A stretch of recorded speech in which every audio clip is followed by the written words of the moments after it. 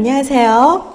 우리가 저번 시간에 그 214페이지까지 그 우심부전의 치료 및 간호까지 했는데요.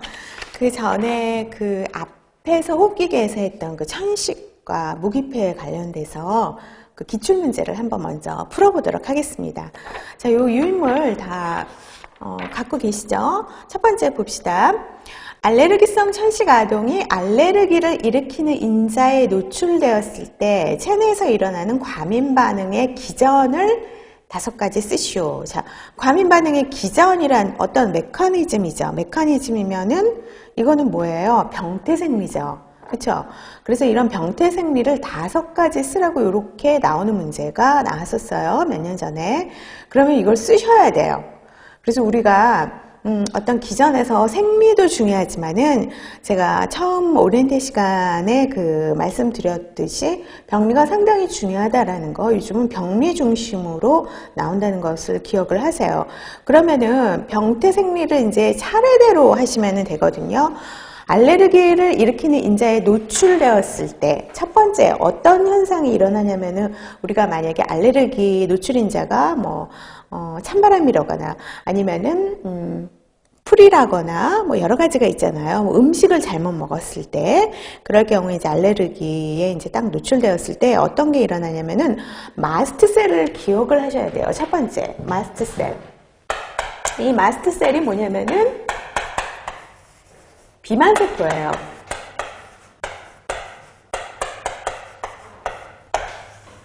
자, 비만세포를 먼저 기억을 하셔서 알레르기를 일으키는 인자에 노출되었을 때 이게 어디에 있냐면은 기관벽 기저막 아래에 위치한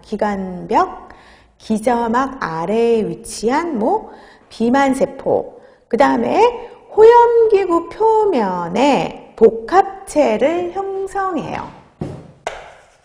호염기구 표면에 복합체를 형성한다.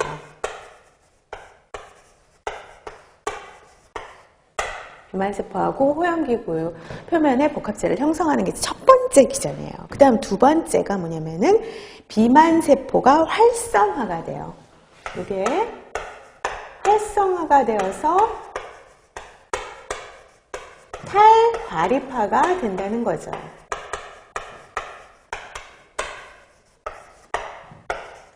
아셨죠?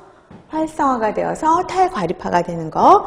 그 다음에 세 번째가 이제 중요한 거죠. 염증성 매개물질이 나와요. 염증성 매개물질. 그렇다면은 이제 염증을 일으키는 거예요. 알레르기원에 노출되었을 때. 염증성 매개물질을 외우셔야 돼요. 염증성 매개물질이 뭐가 있냐면은, 자, 우리 한번 프린트 보세요. 히스타민, 브래디키닌, 그 다음에 류코트리엔, 프로스트글란딘, 사이토키닌이 분비된다. 그래서 이 5가지를 쓰시는 게 이제 완벽하게 쓰는 거죠. 히스타민 지금 외워두세요. 브래디키닌, 류코트리엔, 프로스트글란딘, 사이토키닌이 분비가 돼요. 염증성 매개물질이 분비가 되고, 그 다음에 화학적 염증 매개물질이, 자, 4번째. 여기서 이제 처음에는 이제 염증성 매개물질이 분비가 되는데 화학적 매개물질, 즉 다른 말로 하면은 화학적으로 염증을 일으키는 매개물질, 화학적 염증 매개물질이 나와요. 염증 매개물질. 화학적 염증 매개물질은 기관지 상피세포를 유발해서 상피세포에 그러니까 손상을 유발하는 거죠. 기관지 상피세포의 손상. 기관지 상피세포의 손상을 유발해서 어떻게 될까요? 여기에서 기관지 평활근을 어떻게 수축을 시키죠. 6일 관점이죠. 그쵸? 이게 가장 중요한 키포인트죠. 기관지 평활근을 수축을 해요. 기관지 평활근이 수축을 하게 되면은 수축하고 이완을 해야 되는데 지금 수축된 상태면 어떻게 돼요? 그거는 이제 호흡곤란이라든가 뭐 기도가 이제 부종이 되는 거죠. 그 다음에 이게 이제 혈관이 이완이 되고 모세혈관의 그 투과성이 증가가 돼서 점막이 부종이 돼요. 혈관이 이완되면서 모세혈관 투과성 증가로 점막이 부종이 되는 거예요. 기관지 평활관 수축이 되고, 그리고 혈관 이완과 모세혈관 투과성 증가, 모세혈관 쫙 빨아들여 갖고 이게 이제 점막이 부종이 되면서 뭐가 될까요? 점액이나 분비물이 증가로 되면서 객담을 분비하게 되는 거예요. 객담. 그러니까 가래가 나오는 거예요. 그래서 이 5가지 병태 생리, 요거를 알아두시기를 바랍니다.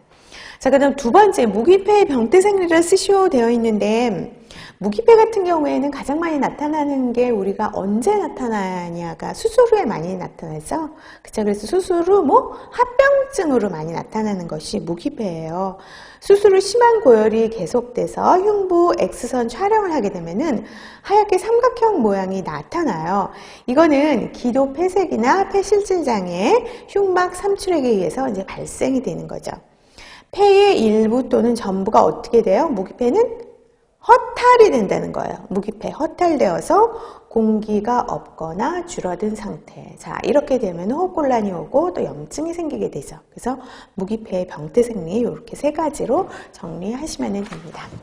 여기까지 이제 저번 시간에 했던 그 우리 호흡기계와 관련된 기출문제를 했고요. 우리 그 순환기계 지금 나가고 있잖아요. 순환기계에서 우리가 저번에 214페이지까지 했어요. 214페이지에서 이제 중요한 거, 신부전. 특히 이제 우신부전의 그 치료 및 간호중재에서 비약물요법 들어가기. 우리가 약물요법까지 했죠. 약물요법 중요한데, 약물요법 꼭 기억을 하시고, 좌신부전과 우신부전을 어떻게 구별을 하시고, 그쵸? 우신부전은 뭐예요? 전신정맥계 우열 증상이라는 거 꼭 기억을 하시기를 바랍니다. 그 다음에 치료 및 간호 같은 경우에는 약물요법과 비약물요법으로 나누어지는데 거기에서 우리가 비약물요법 그 다음에 그 약물요법 해갖고 자, 첫 번째 비약물요법을 한번 해보겠습니다. 우신부전의 비약물요법. 자, 제가 요거를 지울게요. 자, 우리 저번 시간까지 236에서 237까지 했는데요. 비약물요법 했고 신부전에 그 다음에 이제 협심증과 관련돼서 관상동맥 질환을 분류해서 IHD 하면서 그 관상동맥증후군 했고 그 다음에 협심증인데 여기서 중요한 거는 협심증이죠. 협심증 꼭 기억을 하시고 그 다음에 그 혈액 그 검사 및 심근효소 235에서 CK, CKMB, 트로포닌 T와 I, 그 다음에 미오글로빈 혹은 마이오글로빈이라고 하는데 MI 이후 1시간에서 2시간 후부터 가장 먼저 혈중에 상승하는 효소 여기에다 별표를 꼭 치시고 기억을 하시기를 바랍니다. 자, 그 다음에는 치료 및 협심증에 있는 그 치료 및 간호에서 그 치료 및 간호 이제 들어가는데 비약물요법 먼저 하겠습니다. 협심증의 그 치료 및 간호에 그 비약물요법이 있는데 첫 번째가 이제 생활습관의 규정이죠. 생활습관의 규정. 자, 생활습관의 규정은 뭐가 있을까요?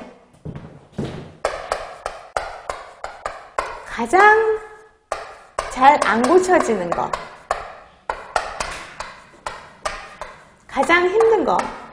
차라리 주사 맞고 병원 가서 약을 타와갖고 약 먹고 그러는 건 괜찮아요.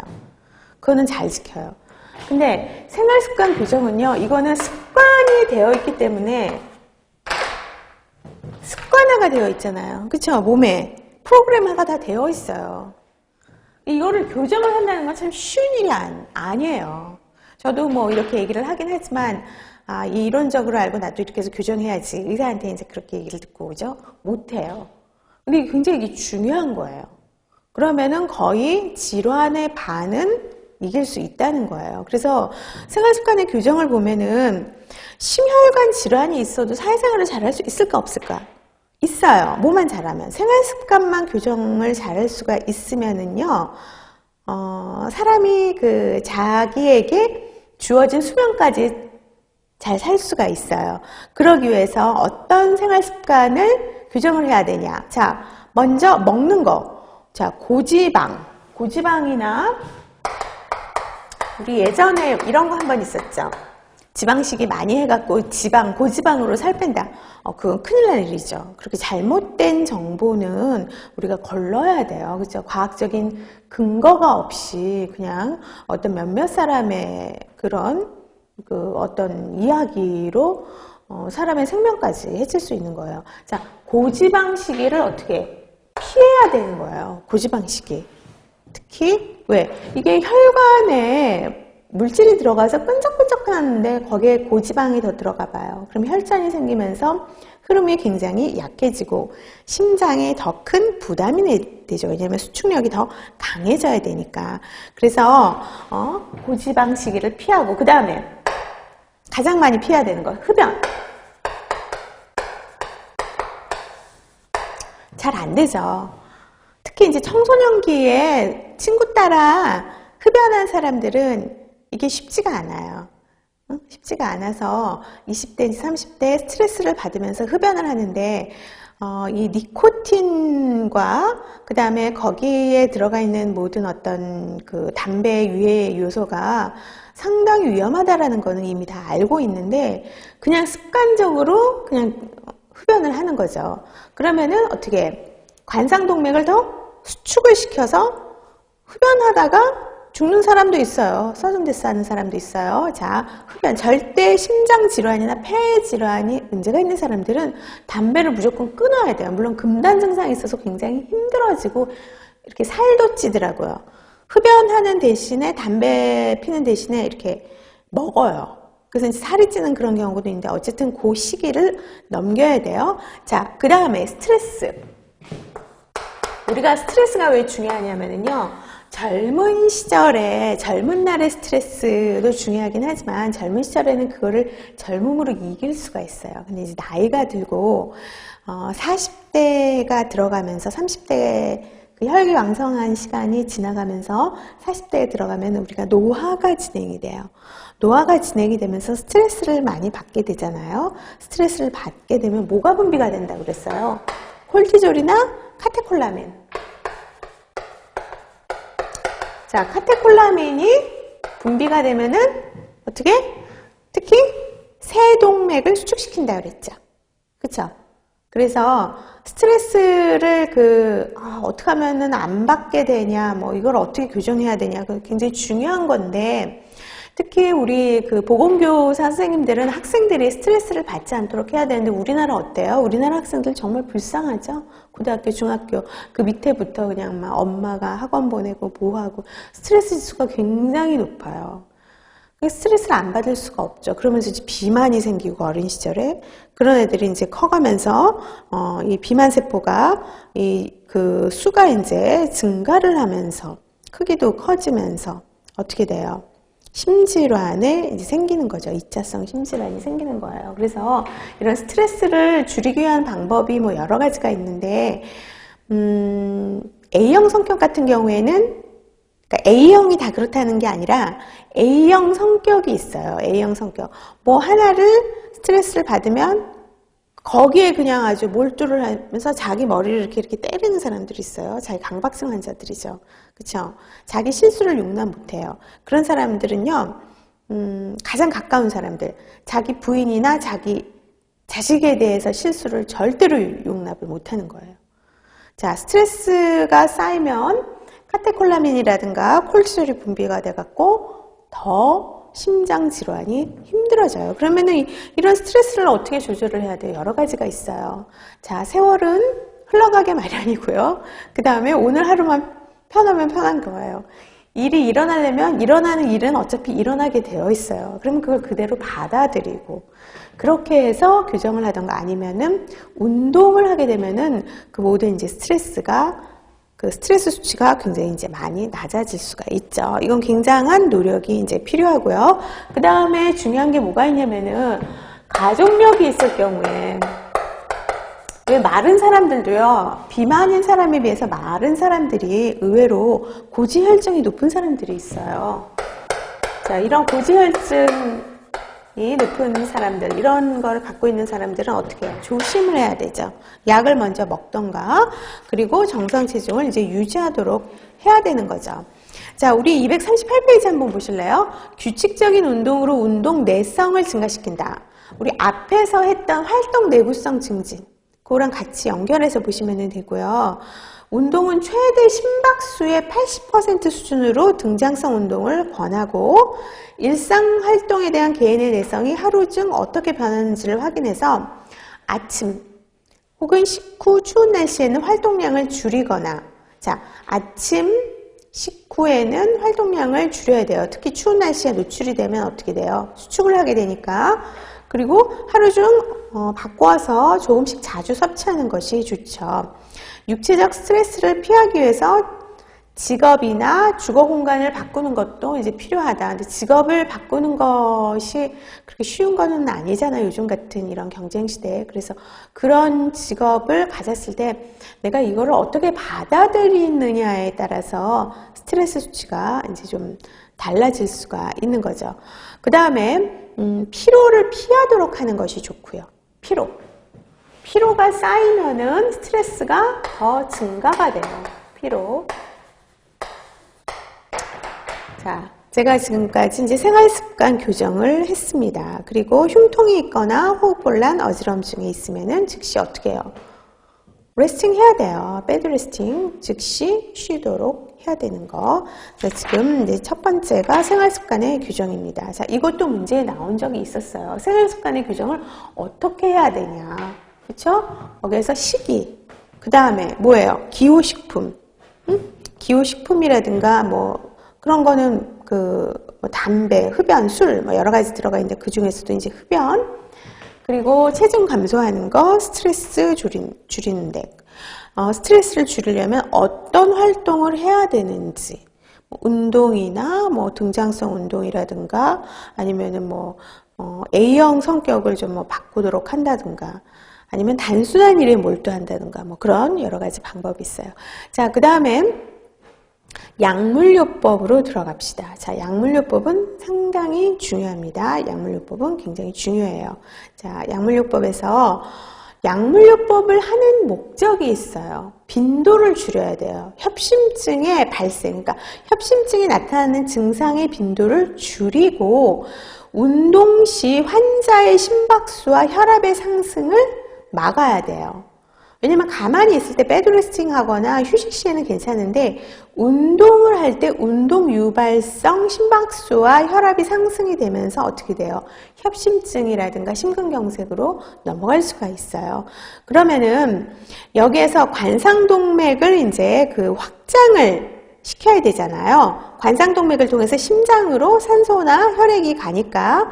그래서 항협심증 약물과 죽상경화증의 진행이 혈전 형성에 관여하는 어떤 콜레스테롤이라든가 혈소판 기능을 감소시키는 약물이 있어요. 첫 번째가, 제가 요거는 이제 그냥 놔두고, 자, 두 번째, 약물요법에서 항혈전제라든가 뭐 여러 가지가 있는데 그 중에서 가장 많이 쓰이는 게 첫 번째 뭐가 있냐면은 질산염. 자, 요거는 잘 알아두셔야 돼요.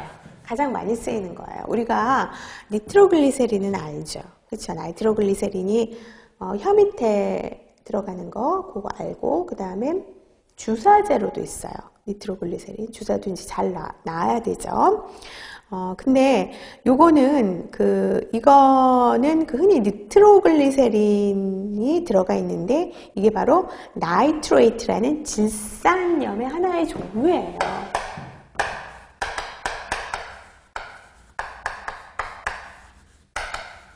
이 작용은요, 니트로글리세린을 만약에 주사로 맞으면 이렇게 머리에 혈관이 약간 이완되는 느낌이 있을 정도예요. 머리가 굉장히 아픈 사람들, 그런 사람들 그런 느낌도 호소하는 경우가 있어요. 자, 협심증 치료에 가장 오랫동안 지금 치료해온 약물이 바로 뭐냐면은 질산염, 니트로글리세린. 같이 외우세요. 그래서 점막을 통해서 굉장히 빠르게 흡수를 하는 게 질산염이에요. 점막을 통해서, 이걸 주사제도 있다고 그랬죠? 근데 우리가 아주 굉장히 위기 상황에, 흉통이 있어요. 위기 상황에 처했을 때 주사를 맞을 수는 없잖아요. 병원에 없는 한, 그쵸? 병원에 없는 한. 그래서 우리가 점막을 통해서 빠르게 흡수가 돼서 어디? 혀 밑에 이게 혈류가 많잖아요. 이 혈액이 굉장히 많이 분포가 되어 있잖아요. 그래서 설하로 투여를 하는데 대부분 0.4에서 0.5mg입니다. 그 한 알이 0.4에서 0.5mg. 니트로글리세린의 흔한 부작용은 뭐가 있냐면 두통이 있고요. 머리에 그 맥박이 팍팍 뛰는 것 같은, 그러니까 머리가 박동하는 듯한 느낌이 있어요. 만약에 통증을 유발하는 정신적, 신체적 스트레스, 특히 이제 예를 들면은 내가 어떤 그 운동을 하기 전이라든가 아니면은 내가 어떤 무슨 이 이야기를 들으면은 내가 힘들어질 것 같다. 그런 어떤 신체적, 정신적 스트레스에 노출되기 전에 약물을 미리 투여를 해야 되고요. 그 다음에 이럴 때 이제 이 부작용으로 두통이 혹시 있게 되면은 박동성 두통이 있거든요. 이럴 때는 AAP, 아스타미노펜, 다른 말로 타이레놀이죠. 아스타미노펜, 타이레놀, 우리가 먹는 타이레놀. 제약회사에서 굉장히 많이 돈 버는 게 이제 타이레놀이잖아요. 그쵸? 그래서 타이레놀을 먹을 수가 있어요. 자, 니트로글리세린 보관법은 다 아시죠? 갈색병에 보관을 해야 되고 6개월마다 그거를 바꿔야 돼요. 갈색병이 6개월마다 바꿔야 되고, 그리고 이게 이제 그 직사광선을 피해야 된다라는 거. 한 번 투여할 때 3번까지 5번, 그러니까 5분 간격으로 3번까지 투여한다는 거는 아시죠? 근데 만약에 아프기 시작했다 하면 일단 병원으로 오시는 게 좋아요. 병원으로 오시는 게, 한 번 투여하면서 병원으로 오는데 한 10분 이상 걸리잖아요. 그 다음에 또 계속 아파요. 그러면 먹고 또 먹고 3번 올 때, 그러니까 3번 먹을 때 그때까지 병원에 응급실에 이제 도착을 하는 것이 좋아요. 저는 환자들한테 그렇게 교육을 하고, 요즘도 그 카디올로지 계통에서는 그렇게 이제 환자들에게 교육을 하고 있죠. 거기 그 238페이지 보면은 발기부전 치료 약물과 비아그라 등과 병용하면 큰일 나요. 발기부전과 같이 병용하면은 큰일 나요. 예전에 어떤 일이 있었냐면은 발기부전 약을, 성행위를 하기 전에 발기부전 약을 먹었어요. 어떤 환자가, 실제 있었던 일이에요. 비아그라를 먹었어요. 비아그라를 먹었는데 그 사람이 협심증 환자였어요. 근데 의사가, 병원 측에서 이 사람이 니트로글리세린을, 비뇨기과에서 니트로글리세린을 투여한다는 거를 모르고 그냥 비아그라를 처방을 했죠. 이 환자가 내 얘기를 안 한 거죠. 발기부전이니까 이제 성행위를 하기 전에 비아그라를 먹고 겁이 난 거예요. 나이트로글리세린을 이제 먹었어요. 그럼 어떻게 돼요? 약물 상호작용이 일어날 수가 있죠. 그래서 응급실에 실려온 경우도 있으니까 환자한테 비아그라라든가 발기부전 치료제랑은 절대로 같이 병행해서는 안 된다라는 거를 교육시키시기를 바랍니다. 자, 그 다음에 질산염, 이 나이트레이트에 요즘 그 첩포, 패치 붙이는 거, 혹은 연고, 뭐 이런 게 요즘 나와 있는데, 설화로 투여하는 것보다는 어때요? 효과는 좀 떨어질 수 있는데, 그래도 설화로 투여하는 게 좀 힘들면은 먼저 이렇게 붙여서 가는 경우도 있어요. 자, 두 번째 약, 우리가 약물요법에서 두 번째 약, 베타블로커를 기억을 하시기를 바랍니다. 베타블로커. 베타 차단제라고 할 수 있죠. 이것도 외우셔야 돼요. 베타블로커, 베타 차단제. 우리 선생님들이 약물에 나오면은 약물의 어떤 그 약리 작용에 대해서 잘 좀 뭐랄까, 거기에서 좀 힘들어 하시는 부분이 많이 있어요. 그쵸? 근데 양약 좀 힘들긴 했죠. 그래서 양리작용을 잘 아셔야 돼요. 특히 이제 보건교사 같은 경우에는 학생과 교직원들에게 약에 대해서 질문을 받는 경우가 상당히 많습니다. 자, 베타블로커는요, 심박동수를 일단 줄여요. 심박동수, 맥박수를 일단 줄이면서 수축력 증가를 억제해요. 수축력이 계속 증가가 되면 안 되잖아요. 그렇게 되면은 왜 그 심박동수를 줄이고 수축력의 증가를 억제하는 이유가 뭐냐면 심근의 산소 요구량을 감소시켜요. 베타블로커가. 왜? 흉통을 억제를 하기 위해서죠. 흉통 억제. 심근의 산소 요구량을 감소하고 흉통을 억제하기 위해서 베타 차단제, 베타 블로커를 처방을 합니다. 자, 베타 블로커 같은 경우에는 휴식 때보다는 운동할 때, 또 맥박수라든가 어떤 그 동맥압을 감소시켜서 우리가 이제 심박동수 줄이고 수축력 증가를 억제한다라고 있는데 중요한 거는 동맥압을 감소시키는 게 바로 베타 블로커예요. 동맥압을 다른 말로 하면은요, 혈압이에요. 혈압이 바로 동맥압이에요. 동맥압을 감소시켜서 이렇게 한다라는 거를 기억을 하시고요. 부작용이 있어요. 피로, 그 다음에 발기부전, 또 간헐적 파행증. 간헐적 파행증이 뭐예요? 걸으면서 걸을 때는 아파요. 다리가 이렇게 뭐 저리고 아픈데 쉬면은 괜찮은 게 바로 간헐적 파행증이에요. 이런 게 있으니까 만약에 이럴 경우에는 베타 차단제 복용을 이제 그만하는 게 좋고요. 근데 만약에 갑자기 중단할 경우에는 협심증이 악화되면서 심근경색이 발생할 수 있다는 것을 아셔야 되기 때문에 이런 거를 갑자기 하면 안 되고 서서히 처방대로 서서히 차단시키고요. 또 베타블로커의 가장 큰 합병증이 뭐가 있냐면요, 저혈당 증상이 나타난다는 거예요. 가장 큰 부작용 중에 하나가 저혈당. 베타블로커 이런 약을 베타 차단제를 먹을 때는 저혈당 증상이 있다라는 거를 얘기를 해줘야 돼요, 환자들한테. 자, 그래서 우리가 그 베타 차단제까지 했고요. 그 다음에 세 번째가 뭐가 있냐면은, 자, 칼슘 채널 블로커 해갖고 이것도 별표를 좀 쳐놓으시기를 바랍니다. 제가 여기를 좀 지울게요. 약물요법 세 번째.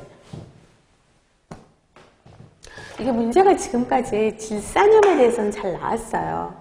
근데 베타블로커는 잘 안 나왔거든요. 자, 여기에서 문제가 나올 수 있죠. 그쵸? 베타블로커. 그 다음에 세 번째. 약물요법 세 번째에서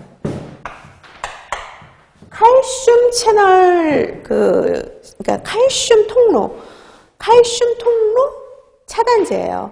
칼슘 채널 블로커예요. 영어로 칼슘 채널 블로커. 칼슘 통로 차단제라고 하는데 영어로는 여기서 통로를 이제 우리가 채널이라고 할 수가 있죠. 칼슘 통로 차단제 많이 씁니다. 이거 문제가 아마 안 나왔었어요.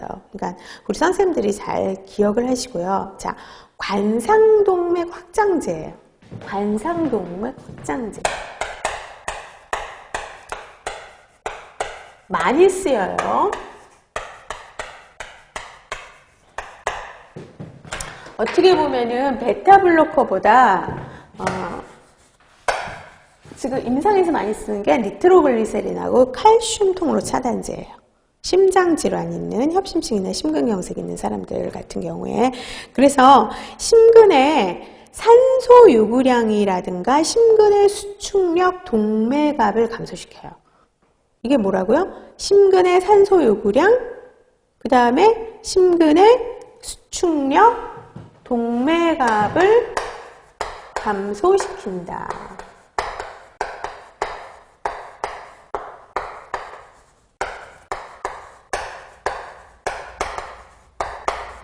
관상동맥 확장제이니까.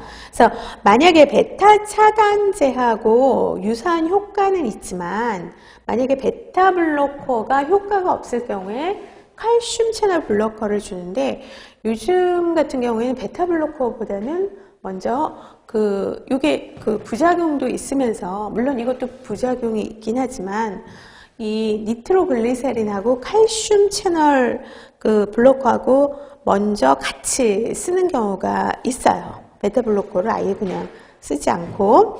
그래서 가장 흔히 사용하는 약물 봅시다. 우리가 보면은 암로디핀이라고 되어 있는데, 자, 노바스크 아시죠? 노바스크. 임상에서 많이 쓰는 거, 노바스크. 그래서 만약에 학생이나 교직원이, 대부분 교직원들이 이런 게 많죠. 학생들보다는 이제 교직원들이 많으니까. 노바스크를 처방을 받았다. 그러면은, 이거는 칼슘 채널 블로커, 칼슘 통로 차단제이고, 동맥압을 어떻게 감소시키면서 심근 수축량, 그 다음에 산소 요구량을 감소시킨다라는 거를 알고 계셔야 돼요. 그래서 설명을 해주셔야 되죠. 그래서 특히 노바스크하고 또 뭐가 있느냐 하면은요, 딜티아제. 이 두 가지는 알아두세요. 다시 한번 말씀드려요. 노바스크하고 딜티아젬은 칼슘 통로 차단제입니다. 관상동맥 확장제로서 동맥압을 감소시키고요, 산소 요구량을 감소시키고 심근 수축력을 감소시켜요. 그래서 이거는 이제 또 다른 약도 있어요. 니페디핀도 있는데, 어쨌든 노바스크하고 딜티아젬은 좀 알아두셨으면 좋겠어요. 근데 이제 니페디핀 같은 경우에는 신부전이 있을 경우에는 사용하지는 않아요. 니페디핀. 그래서 딜티아젬하고 암로디핀, 노바스크. 암로디핀을 다른 말로 이제 노바스크라고 해요. 같이 외워두시면 좋죠. 모든 칼슘 통로 차단제는요, 부작용이 있어요. 정맥 주입 시 저혈압을 초래합니다. 정맥 주입 시, 그러니까 혈압을 잘 재야죠.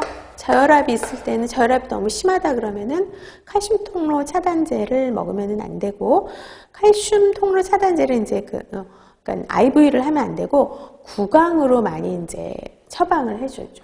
근데 병원에서 이런 칼슘 통로 차단제를 정맥 주입 시 저혈압이 있다라는 거, 저혈압을 유발시킬 수 있다라는 거. 대부분 구강으로 처방을 많이 하죠. 그리고 이런 거는 이제 섬액이나 방시를 차단하고 섬액을 일으킬 수 있고, 변비 및 위장관 장애를 일으킬 수가 있습니다. 자, 지금까지 칼슘 통로 차단제 했어요. 자, 칼슘 통로 차단제는 언젠가 문제가 나옵니다. 이거는 꼭 나올 수가 있어요. 자, 그 다음에 이제 항혈소판제가 있어요. 항혈소판제. 책을 봅시다. 항혈소판제의 그 대표적인 약이 뭐가 있을까요? 항혈소판제. 항혈소판과 우리가 혈전용해제는 좀 다르죠. 항혈소판이라는 것은 혈소판의 그 어떤 그 활성화를 방해하는 게 항혈소판이잖아요. 이미 혈전이 생겼을 경우에는 혈전용해제가 들어가야 되잖아요. 아스피린은 혈전용해제가 아니에요. 항혈소판제예요. 그래서 혈전 생성을 예방하는 것이 바로 아스피린이죠. 요즘은 이제 응급실이라든가 진료실 같은 경우에 즉시 아스피린은 한 160에서 250 혹은 325 이런 경우 투여하는 경우도 있어요. 어쨌든 관상동맥으로 인한 사망률을 줄일 수가 있는데요.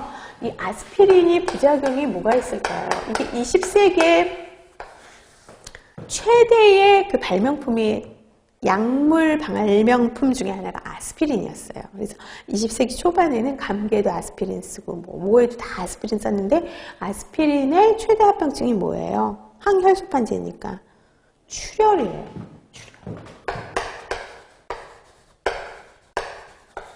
GI 블리딩이 생겨요. 그래서 아스피린을 관상동맥 질환이나 뭐 그런 심장 질환 그런 걸로 이렇게 딱 어떻게 분류를 해놨어요. 그전에는 아스피린을 상당히 많이 썼었다는 거. 그래서 아스피린을 사용할 경우에 가장 중요한 거는 위장관 출혈, 물론 위장관 경련도 있는데 요즘은 그래서 양성자 펌프 억제제나 H2 차단제를 같이 사용하기도 합니다. 자, 그 다음에 엔지오텐신 전환 효소 억제제. 자, 이런 거는 고혈압이나 협심증 같은 만성 허혈성 심질환이라든가 당뇨 같은 어떤 혈관 질환의 고위험군에게 광범위하게 이제 사용합니다. 자, 지금까지 이제 약물요법을 했어요. 그 다음에 관상동맥 중재술이 있어요. 관상동맥 중재술. 제가 요거를 지울게요. 약물요법에서 질산염하고 칼슘 통로 차단제는 꼭 기억을 하시기를 바라고요. 자, 약물로도 했는데 환자가 급하게 이제 관상동맥이 계속 이렇게 좁아져 있어요. 그래서 이 사람 그냥 놔뒀다가는 심근이 괴사가 돼갖고 서든데스할 위험이 있다. 그럴 경우에 많이 하는 게 뭐냐면요, 경피적 관상동맥 중재술이라고 그래갖고 PCI를 많이 해요. 다른 말로 우리 스텐트 시술이라고 하죠. 이거는 관상동맥에 풍선을 넣어 풍선을 확장시키는 거예요. 그럼 좁아진 관상동맥을 어떻게 넓히는 것이 바로 PCI죠. 그래서 풍선으로 혈관을 확장하는 비수술적 요법이 바로 관상동맥 중재술인 PCI예요. 대부분 대상자들이 불안정형 협심증이나 심근경색, 이 사람 불안정형 협심증이긴 하는데 조금 더 있으면은 심근경색으로 발전할 수 있다라고 생각할 그런 어떤 예후가 있는 사람들한테 많이 쓰이는 게 바로 이런 어떤 PCI죠. 이거는 대퇴동맥 혹은 요골동맥을 통해서 카테터를 삽입해요. 근데 요골동맥 같은 경우보다는 요즘은 이제 예전에는 대퇴를 많이 했어요. 대퇴를 많이 했는데 엠블레이션이라든가 이제 혈전이 많이 생겨서 대퇴에다가는 이제 카테터를 많이 안 하고 요골동맥에다가 이런 어떤 엠블레이션 기동성이 있으니까 요골동맥에 많이 하는 거죠. 그래서 거기 240페이지 미음을 한번 보실래요? 혈전 형성 예방하기 위해서 헤파린 투여하고요. 관상동맥 경련을 예방하기 위해서 니트로글리세린이나 딜티아젬을 투여를 하는데, 딜티아젬 관상동맥 확장제라고 그랬어요. 그 다음에 PCI를 시행한 환자는 심혈관계 집중치료실에 입원해서 집중관리를 해야 되는데 시술 부위에 뭐가 생길 수가 있냐면은 출혈, 블리딩 혹은 헤마토마, 출혈이 있으면은 그게 이제 하나의 어떤 그러니까 하나의 오마를 생길 수가 있죠. 그래서 혈전이나 혈종 혹은 출혈 이런 게 생길 수가 있다라는 거, 요거를 주의 깊게 봐주셔야 됩니다. 자, 그 다음에 죽종우회술하고 관상동맥 우회술이 있는데, 죽종절제술 같은 경우에는 죽종을 이제 부수거나 잘게 이제 잘라주는 거죠. 제거하는 방법이고요. 관상동맥 우회술이라고 그래갖고 코로너리 아테리 바이패스 그래프트라고 그래갖고 KBG라고 우리가 이제 얘기를 하는데, 이런 KBG 같은 경우에는 개흉, 즉 이제 흉부를 이제 우리가 오픈을 하는 거죠. 오픈 하트를 할 때 외과적 중재술로 협착된 혈관을 딱 열어봤을 때 이제 협착이 되어 있어요. 이렇게 붙어 있어요. 협착된 혈관을 다른 혈관으로 우회로를 만들어주는 거예요. 다른 혈관으로, 협착된 혈관을 거기를 그냥 놔두고 다른 혈관, 다른 길을 만들어준다는 거죠. 그래서 우회로를 만드는 것. 이게 바로 관상동맥 우회술이라고 하는데, 이럴 경우에는 요즘은 이제 예전에는 개용을 했어요. 개용을 했는데 241페이지 끝에 한번 보세요. 최근에는 최소 침습적 관상동맥 우회술이라고 그래갖고 미드캡 MIDCAB라고 미드캡이라고 하죠. 흉골 절제술과 체외순환기를 사용하지 않고 늑골 사이를 절개해요. 미드캡 같은 경우에는 늑골 사이를 절개해서 관상동맥 우회수를 실시하는 경우가 있다라는 거 그렇게 해서 보시면 됩니다.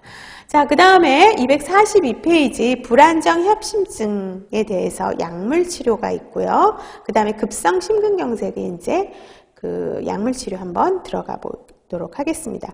불안정 협심증 같은 경우에는 질산염, 니트로글리세린은 우선 투여하죠. 설화로 투여하죠. 만약에 그렇지 않을 경우에는 통증이 잡히지 않았다 그러면 어떻게 뭘 투여해야 돼요? 몰핀을 어떻게 IV를 해야 되죠. 왜? IM 했을 경우에는 CKMB 심장의 효소 수치가 심근경색을 일으킬 수 있는 협심증을 일으킬 수 있는 심근의 그 효소 수치가 올라갈 수가 있으니까 대부분 정맥으로 투여한다는 거죠. 몰핀을 정맥 투여하고 그 다음에 베타 차단제를 초기에 정맥 투여를 하는 경우가 있는데 이게 만약 효과가 없을 경우에는 칼슘 통로 차단제 즉 우리가 좀 전에 했던 그 협심증 치료에서 그 니트로글리세린 질산염하고 그 베타 블로커하고 칼슘 통로 차단제 얘기를 했죠.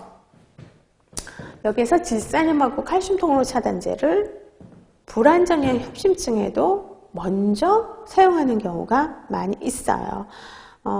근데 베타 차단제 사용이 이제 금기일 때에는 칼슘 통로 차단제나 안지오텐신 효소 이런 전환 효소 억제제를 사용을 하는데 대부분 칼슘 통로 차단제인 노바스크나 딜티아젬을 바꿔서 많이 치료를 합니다. 자, 그 다음에 급성 심근경색으로 한번 들어가 봅시다. 자, 급성 심근경색은 상당히 중요합니다. 상당히 중요하고 많이 나오는 그 범위 중에 하나예요. 마이오카디아 인팍션 어큐트 그것도 AMI 급성 심근경색. 이거를 제가 지울게요. 이거는 우리 선생님들이 잘 봐야 돼요. 질산염하고 칼슘 통로 차단제는 계속 머릿속에다가 넣어 놓으셔야 돼요. 자, MI 그것도 A에 어큐트 MI 어큐트 마이오카디아 인팍션. 자, 협심증 불안전형 협심증 지나서 어떻게 아예 이런 심근이 괴사가 된다는 것. 자, 발병 후 시간에 따라 역동적으로 변하는 심근괴사의 진행을 멈춰주는 게 첫 번째 목적이에요. 가장 중요한 목적. 괴사가 된다라는 거. 썩는 거죠. 네크로시스. 심근괴사의 진행을 급성이기 때문에 이 MI의 첫 번째 치료 목적은 뭐냐면은 심근괴사가 지금 계속 진행이 되고 있어요. 심근괴사의 진행을 스탑하는 거예요. 그게 가장 큰 치료 목적이고요. 또 두 번째, 얼마나 빠른 시간 내에 얼마나 효과적으로 그 좁혀져 있는 혈관을 재관류시키냐. 관상동맥 혈관이죠. 혈관을 재관류시키는. 관류가 이게 뭐예요? 퍼퓨전. 혈액의 흐름을 정상화한다는 거죠. 혈액의 흐름을 정상화.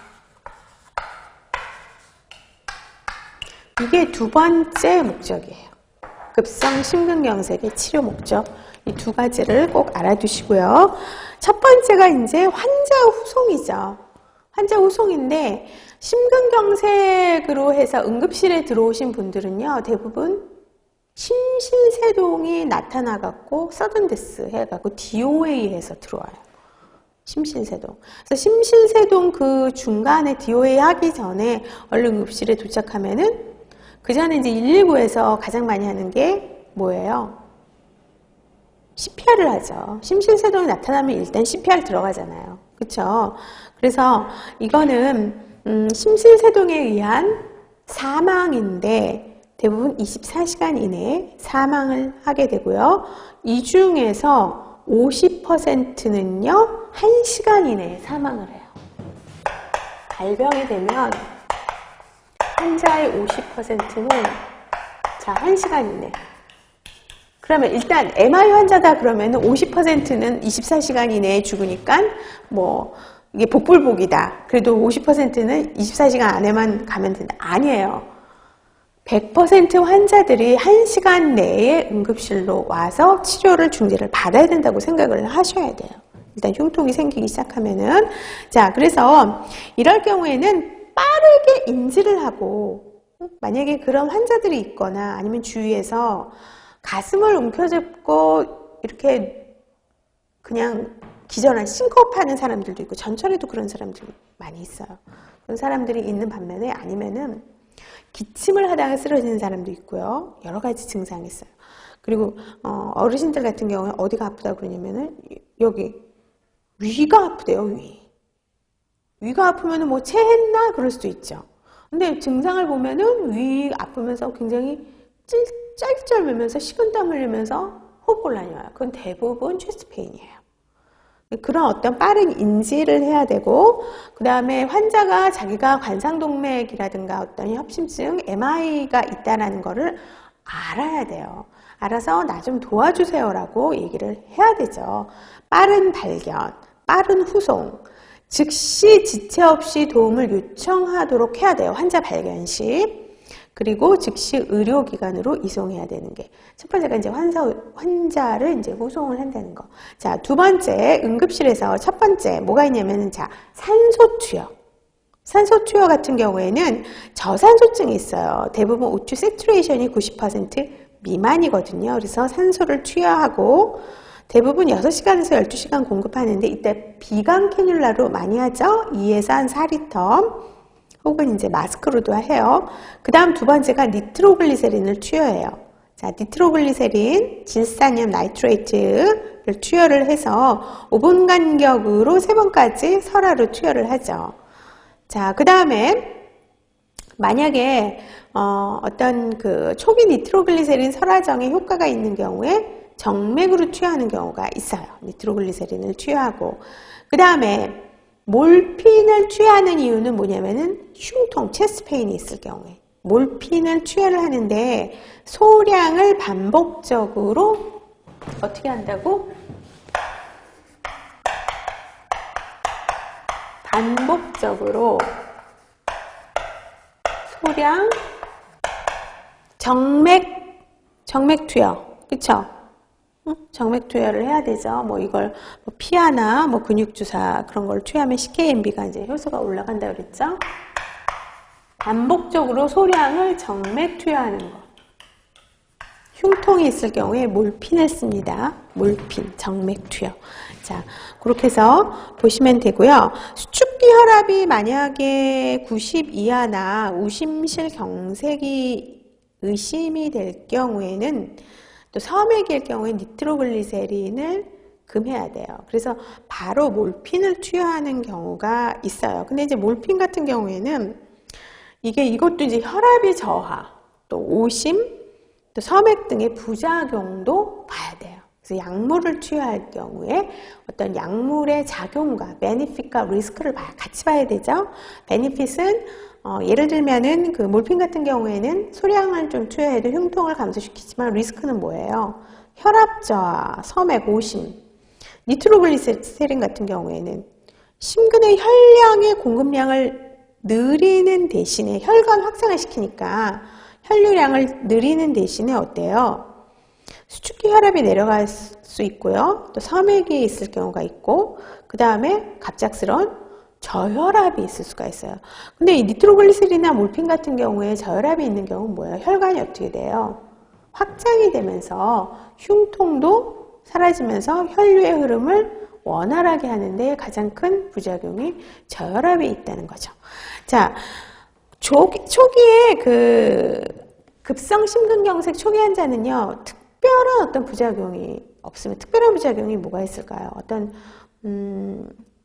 그 항혈소판제를 투여하기 위한 특별한 부작용이라 그러면은 그 혈액, 그러니까 혈량이 뭐 많이 있거나 아니면 어떤 출혈 사인이 없거나 GI 블리딩이 없을 경우에 그 한해는 그게 없을 경우에 한해서 금기가 아닌 모든 환자에게 어떻게 초기 투여하는 것이 아스피린이에요.